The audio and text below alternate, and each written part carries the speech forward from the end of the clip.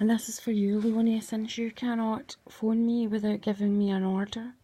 You've not listened to me for the past 15 years without trying to give me some order or another, demanding something from me. It has to be your way.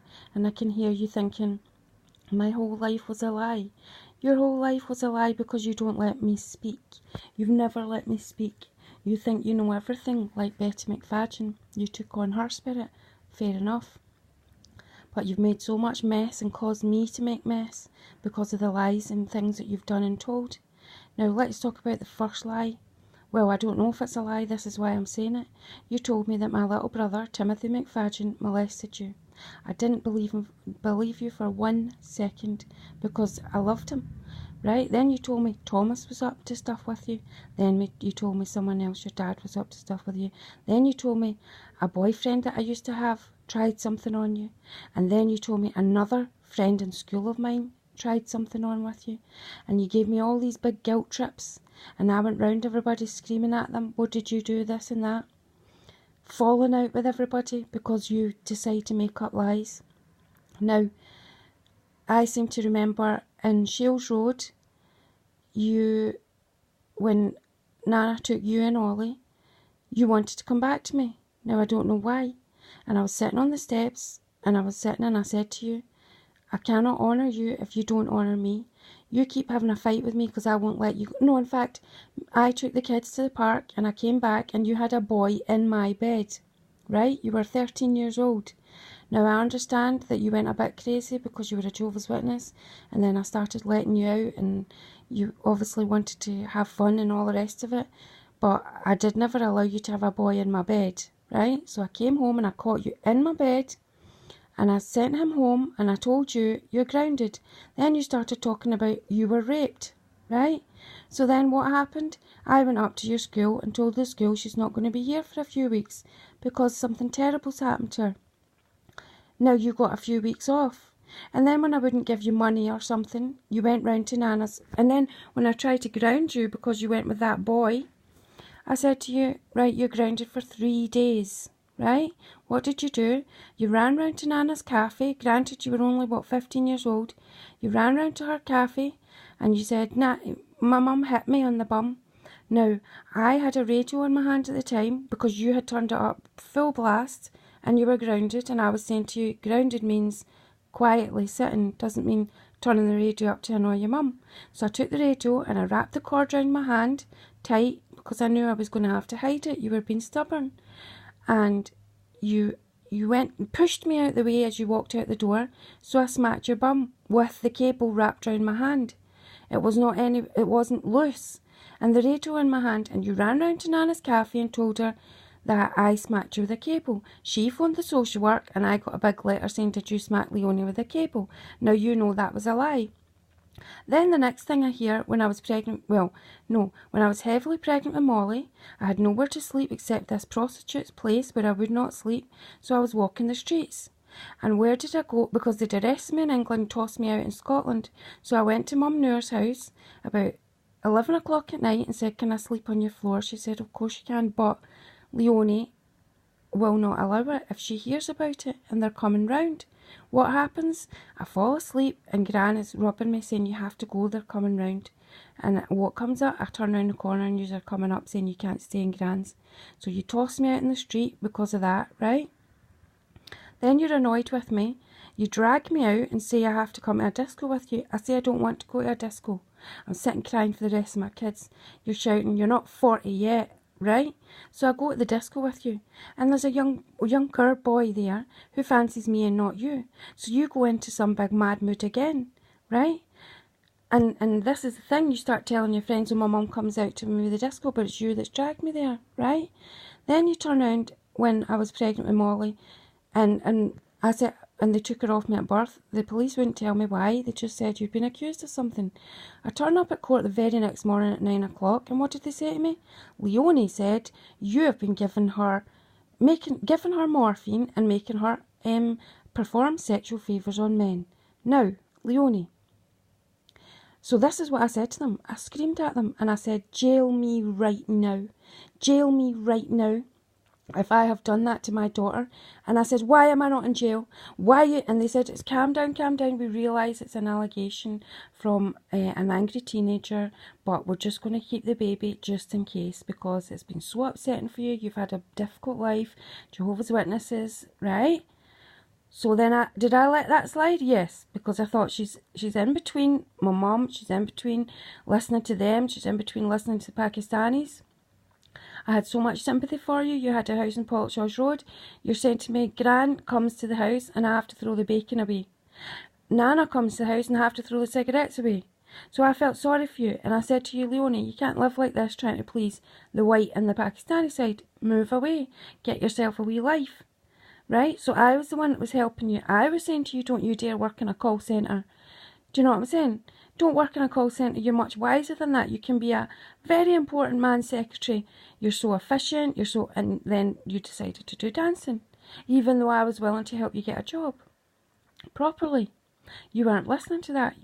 Someone said to you, you can get £300 a night, and that £300 was like gold dust to you. Fair enough, I know you were hungry, and I know you went on the game because you were hungry, but at the same time, I have offered you so many ways to get out of that situation, and you haven't done it. Now, over the years, what did you do, Leonie? You took me down to England, let's say 13 times, because you needed me. But every time I mentioned the other children, leave them, they're fine where they are. You used to say you're not mentally well enough to have them, and I let that slide because I fucking was greeting all the time and I didn't look well mentally, so I let it slide. And as soon as I got better and I came down and I told you about Noni and everything like that, you didn't want to hear it. And as soon as I got a boyfriend, you fell out with me. You fell out with me and you treated him like shit. And anybody that I'm around, you treat like shit because you want me all to yourself. You say things to me like, if it wasn't for you, I wouldn't have anything. You're the best mum. What would I do without you? I love my mum more than I love anyone else in the world. But then when I demanded to see Olivia, and we went to Ayr together, me, you and Olivia, and we went on the beach with the dog, because Ollie wanted to see the dog. You took Olivia's arm and took her away from me. You wouldn't even let me speak to her for 1 minute. You were whispering in her ear, look at the way Mum's dressed, look at this, look at that. The whole day was ruined. It was disgusting. And I said to Olivia, when you were in the hairdressers in Ayr, and she came out early, I said, Ollie, I can't even hug you because she will rip my eyes out. She's that jealous. And Ollie said, I know, Mum. I know. And then the same with Ria. If I say, oh, look at Ria in her photographs on Facebook, she's so beautiful. Yeah, she told me this. She doesn't want to speak to you, because I'm speaking to you, telling me all these lies. You're the one that takes me around all your friends and said my mum means the world to me and shows me off. This is my mum. Anybody touches me and she'll kill them. You're the one that takes me to high class places and said to people, you start arguing and being bitchy to older women with plastic surgery all over their faces. They want to do you in, and you make me stand in the middle to stop them battering your face in. You're the one that tells me, I said to you, I'm so proud of her because she's working with people that are dying in a hospice. What did you say to me? You said to me, look at my friends here, Mum. Look at them. I'm doing the same thing. They're all dead. They're all dying. And I'm doing the same thing. You were the one that was putting stuff in my mind when I was unwell. You were the one that was taking me out, using all my money, leaving me with nothing, and then making me have to wait until you go on holiday to watch your house. You're the one that goes around telling your people that your dad is this and your dad doesn't respect you. Nobody respects you, Leonie. Nobody. Nobody can respect you. You've never even been a person. I don't know if this is who you are. Thank fuck I'm not talking to you. Thank fuck you're not my daughter. Thank fuck I see that you're Betty McFadyen's daughter.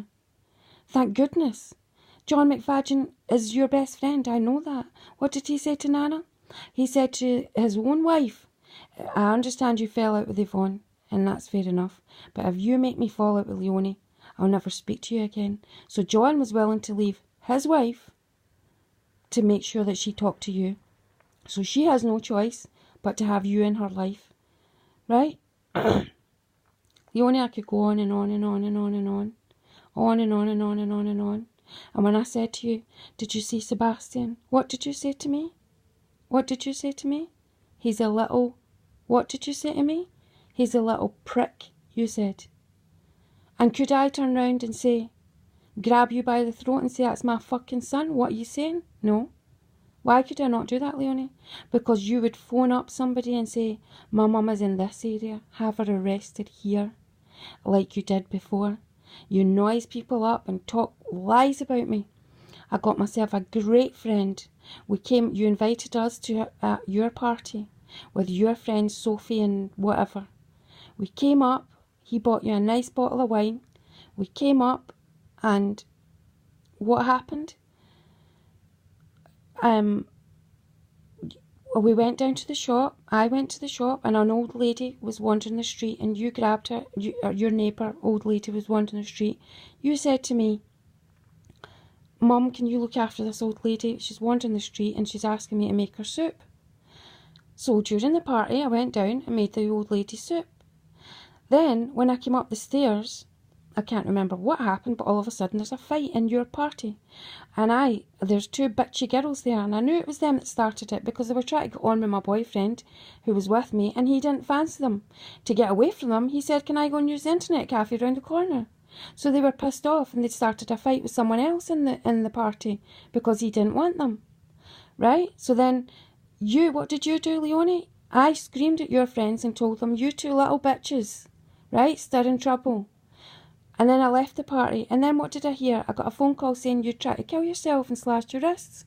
So I go to the Victoria Infirmary with my boyfriend all the way up to the hospital. And what does Sophie do? She goes to the woman at the desk and says, this woman, they've taken all her children off her. Don't let her ask about Leonie. So I wasn't even able to go up to that desk and say, could you tell me where my daughter was? Because they were looking at me like I was a bastard, like I was a junkie or something, like my children had been taken off me, one of them women. So all the lies you've told your friends about me, and I warned you, I said to you, if you do not honour me, I will not honour you. So when I haven't thought about these things, right? Because you were so youthful, and I know how much I've been manipulated as a youth. I couldn't think about them. But you're a woman now, you're what, 27 years old? And I think you should have a wee bit of sense, and like I say, a heart. If you can't bring yourself to admit that you've been an absolute, utter, total bitch to your mother and an absolute evil cow to your brothers and sisters, you were the one at the children's panel telling everyone to give Noni up for adoption. You were the one at the children's panel telling everyone that you don't need to live together. You promised Olivia, I'll be your mum. I'll be your mum. I'll look after you. As soon as I get a flat, I'll bring you there. Did you? No, you left her.